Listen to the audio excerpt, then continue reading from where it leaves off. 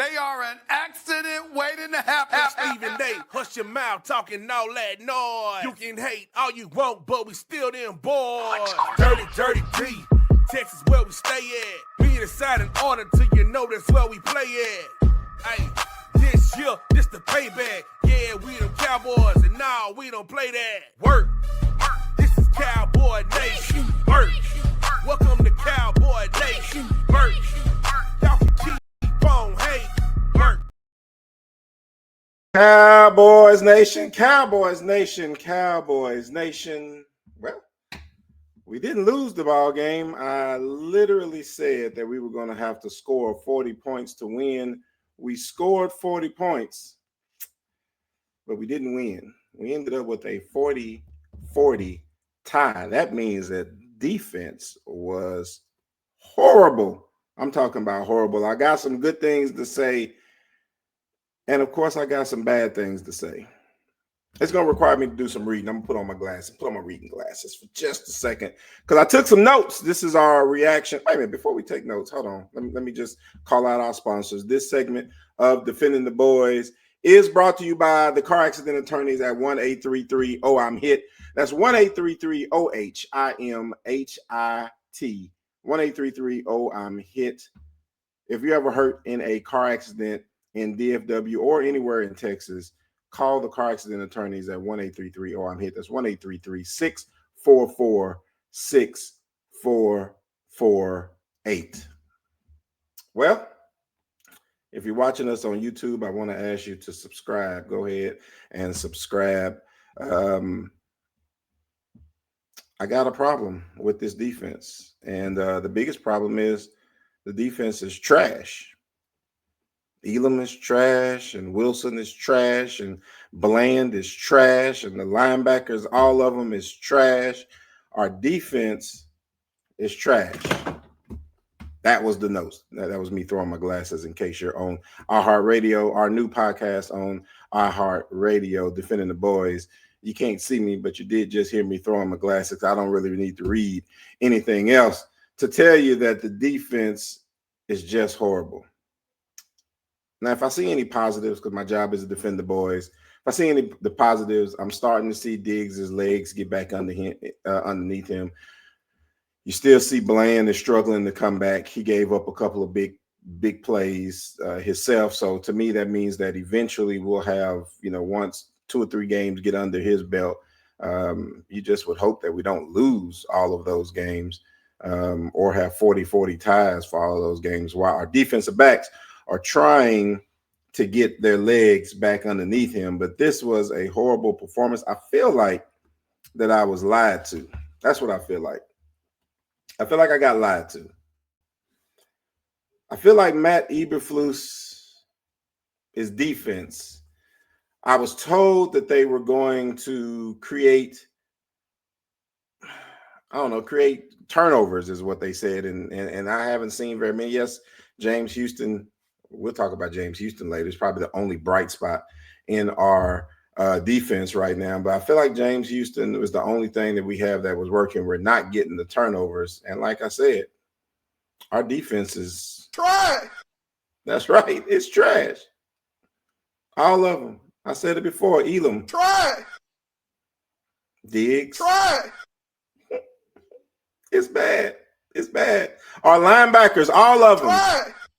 Every single one of them. Trash. Oh, my God. It's horrible. But we do have some things to talk about that's good, right? This is Defending the Boys. I'm not going to harp on the defense giving up 40 points and costing us this game the entire time. I want to talk about Kevontae Turpin. Ooh, that was a breakout game for Kevontae Turpin. He came in clutch in a lot of ways. He made some huge catches in pivotal moments. He made probably his biggest return of the year on the last drive that we scored on. It was amazing. Brandon Aubrey obviously being able to be clutch. Our special teams was probably still our best team. Offense, defense, and special teams, I still think our special teams is our best team. Offense definitely came on, but I got a problem. And if I want to blame this tie on somebody, I'm going to blame it on the head coach. Now, I'm not talking about Shotty as a play caller, because as a play caller, he called an amazing game. As a head coach, we lost this game because we were undisciplined. Even with our defense not being able to stop anybody, our team was undisciplined. We were getting offsides penalties. We were getting late hit penalties, illegal formation type of things. These are mental mistakes. You know, if you're reaching out and you're playing hard and you accidentally grab somebody's face mask at the wrong point in time, I mean, that's bad, but it's something that you were doing at full speed. But these penalties that we get, the offsides and the illegal formations and the things like that, they are drive killers.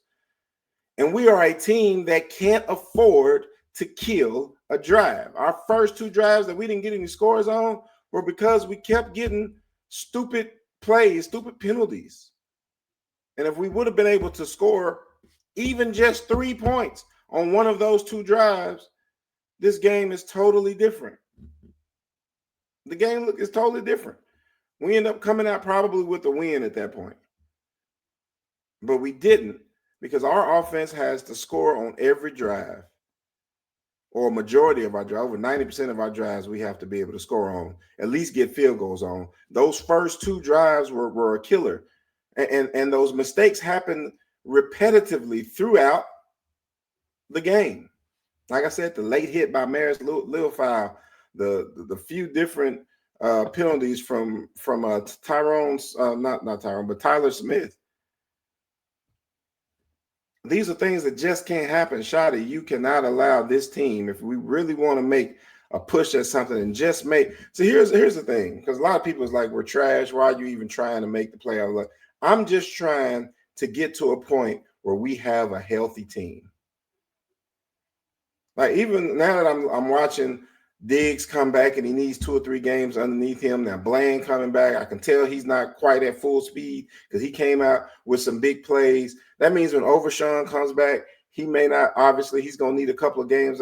So I understand that basically if we can just get there, we could be literally full health and playing good football at the end of the year. And let's face it, playing good football in December is really the only thing that matters. If you can make it, unless you just lost everything from September and October and November, you know, that those are the things that matters. And I'm just saying that we would have an opportunity to make it possibly and even get better. I mean, today's defense was different. It wasn't just, giving up all the big plays. It was just literally our lack of ability to make a stop. We couldn't make a tackle when we needed to. We couldn't break up a pass when we needed to.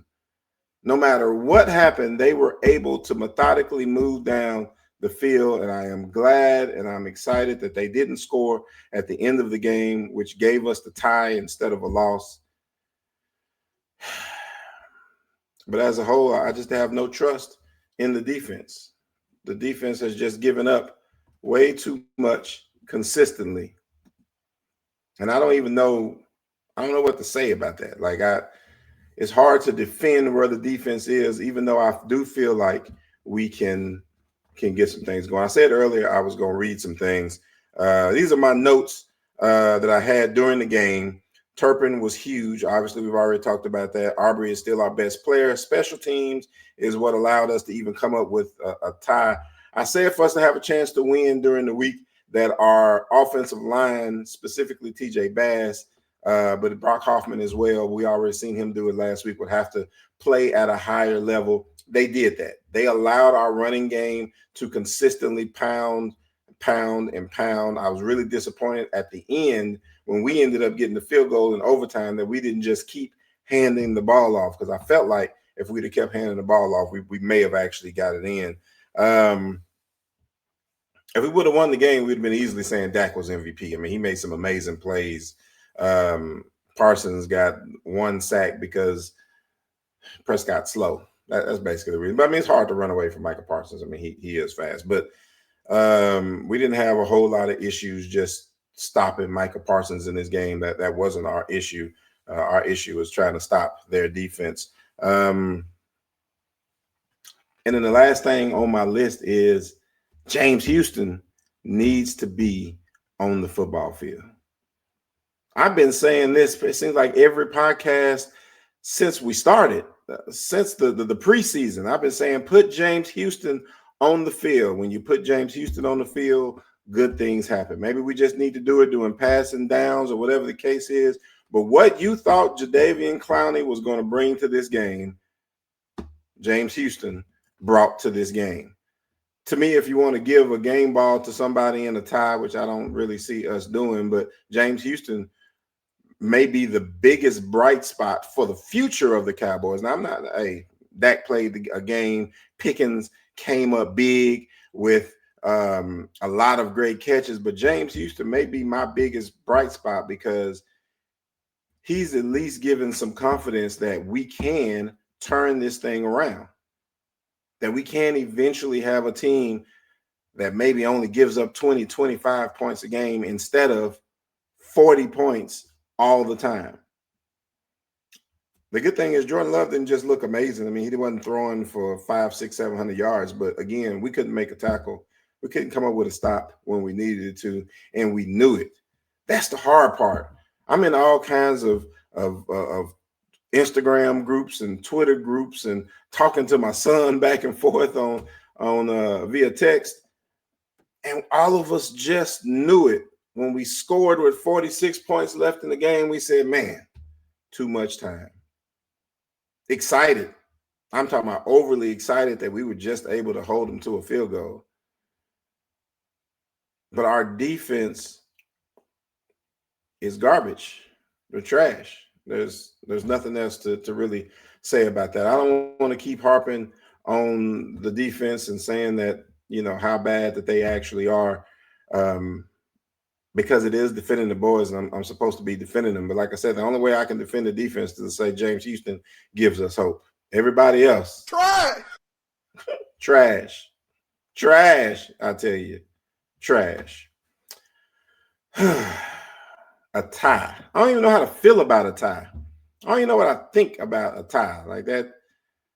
I feel like this tie is going to be huge at the end of the year. I guess it's better than a loss, though. But I think it's going to be huge at the end of the year if we're actually trying to look at a playoff push. I feel like I should have that little button. The playoffs.